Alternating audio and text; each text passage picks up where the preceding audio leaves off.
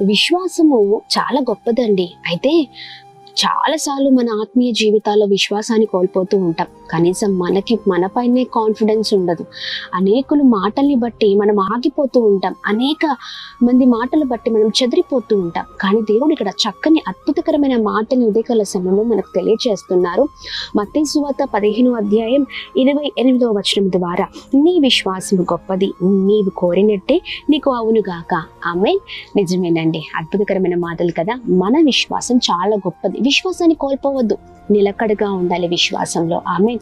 విశ్వాసము క్రైస్తవులకి ఊపిరి లాంటిది. ఊపిరి ఆగిపోతే ఏమవుతుందండి? మనం మరణిస్తాం కదా. చూడండి, విశ్వాసం కూడా కోల్పోవద్దు, ఆగిపోవద్దు. మన విశ్వాసంలో ముందుకు వెళ్ళినప్పుడు దేవుని అద్భుతమైన కార్యాలను మనం చూస్తాము. మనం ఏదైతే కోరుతున్నామో దేవుడు అది మన జీవితాల్లో జరిగిస్తారు. అందుకని విశ్వాసంలో ఇంకా బలముగా స్థిరపడి ముందుకు సాగుదాం. ప్రైజ్